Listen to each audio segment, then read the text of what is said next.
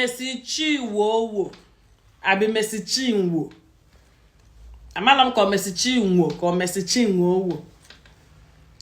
Aya afugo ko siwe na adalu ya na Destiny Maker.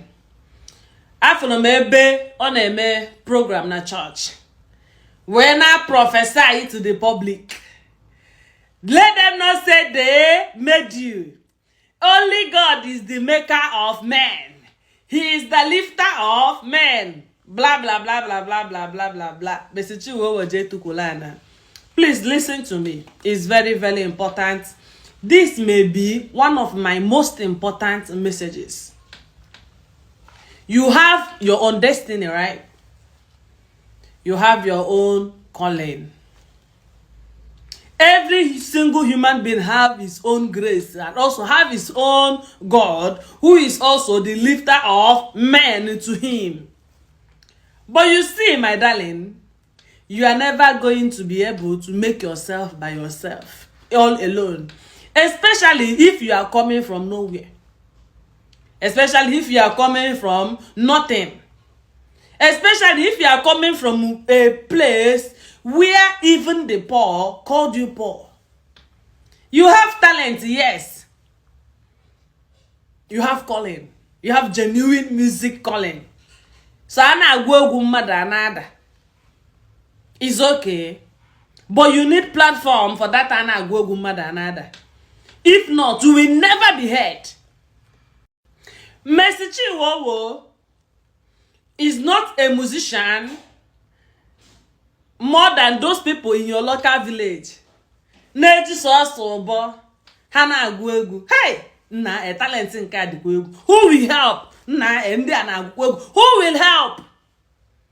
Who will bring these people na agwu egwu now in my local community to limelight? Hana akpomo obo. Haji aka ha we create different things. Hana akucha mudu. And you just love them, but who will help? You went to put say that Nela ha bologolo. Ibia chievu. Newe kwolo ya bololo iye de gaka. Mmadu buchi ibe ya. Hello. A lot of you all already know that a lot of my gods are humans. Because namadu keji aga n'ụwa. Iwe nọrọ we na-akpọkuchi gị somewhere. Ọ bụrụ na enye m opportunity na stage ngwusa stage. And then that your God answered you. And I'm brought easy or easy to you. Easy to you will udolu nke Maria. Enwere ike ọbịa dị ikwe ukwe. Mana without the impact of EZ to you, you will never leave my community. You will never be heard. Hello? How much do you have in the days of your humble beginning that will bring you to limelight? And then God brought you a man who has come to make your crooked road straight. And then that man take it upon himself, builds on me. Hello? That man has no assurance of the future whatsoever. You are not the most talented. You are not the only talented. Every single day, better musicians without microphone are coming out. Every single day. Nobody promised that man future. But that man said, I want to, no problem. I will invest in this person. No problem. I will make sure this person is heard. That man was again sign earlier. Nobody in the future. Nego potawa ni fa na gị na-eje tata na expenses ma niile na mbọ anyị na nga agbalụ gị. Sign for me. Na nga na ewelu so percentage higher than yours because it's not something you can actually do for yourself. If you can do it for yourself, go and do it for yourself. You cool down because na ewelu ife ị need. And then you put your signature down. And then because of this man, your music went to Alaba. Because of this man, your music made it to almost every church. I remember that time I go to SS Lover, too much SS Lover. I remember that time. Because of this man, number church and I know because that church winners very big church. So how will ever nilo? You understand? And because of that man, national and international heard you. Not because you have talent. Your talent alone is not going to take you anywhere in life. Without destiny makers, without destiny helpers, you are talentless. Now, mbọ niile a na-agba n'egwu, marketing niile, ego niile a na-asụnye n'iya, ndị nke agwọ price ha, ovulu ego vuye ebe ahụ, mgbe ego bụ ego, mgbe akwụ bụ akwụ.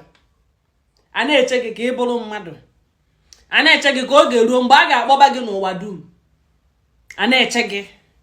Because na akala aka gị dị iche, nke mụnwa dịkwa iche.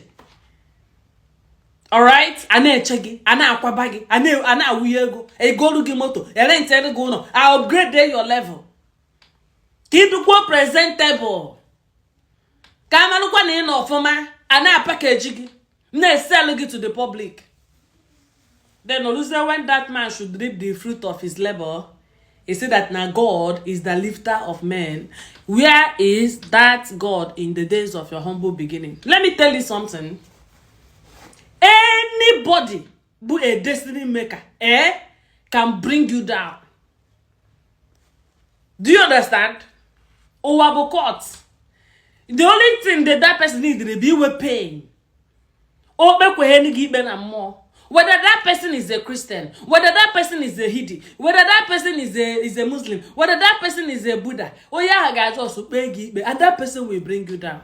Many are gone. I remember when I was hearing Snatch. Well, if I know no longer Snatch that time. Where is Snatch here? Where is you understand?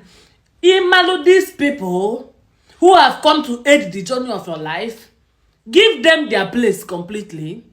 If you want to quarrel with them, why you're like you understand? And then even if you have to forfeit some things for them, forfeit it and go your way. Go your way in peace. Do you understand? No, about the 20 years, no 20 years. Remember that 20 years about a very huge percentage enough to maintain you at whatever level you are in Lekki, in Aja, in a VGC, even abroad. That money is still flowing in, and it is because of that person that single-handedly made you. I remind you every day that your talent is not higher than the talent of people in my village. Ne Jude. How go get weba you which a sheep any need in eba. Or you're going to get a hair. It's a so ya. Gabalo wegi in peace. Have a catalog. That is the only benefit to Yahweh and oh my God. Oh yeah, he may give your job where Maroke. Give them a catalog. Go and start again. You have been launched. The most important thing you needed in your life was for you to be heard. You have been heard. Every other money can also be made by you. Isn't by police. Isn't be mewenka. Isn't be mewenka. Isn't be mewenka. You people are the reason why a lot of people that have the ability to help people's destiny are not helping people's destiny. Because na family it's all figure.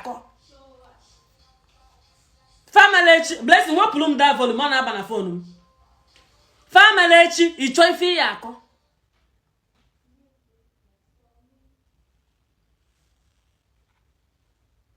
Anybody that make you in this life cannot make you. Hey, matter of Igbo. Hey, matter of no muke major. E choba zoom nne gi na fa bidolu ukwu egwu gago. Nzuzu ahụ ị chọrọ izuzu before izuzu ya. Ị chọọ ndị izuzu bugolo nzuzu ahụ ebe ha nọ today. Choba fa.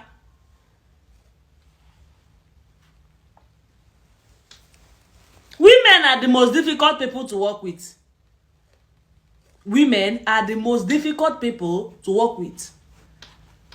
Remember who you used to be. Remember where you come from. Remember where you are going, and remember your enablers. Carry them like a status in your heart. From level to level, no matter where you get to, when higher people perceive you as ungrateful, they move their ass. Dalo. Afambuchu wa ifechi traditional momizi oyozi chuku. Dalo.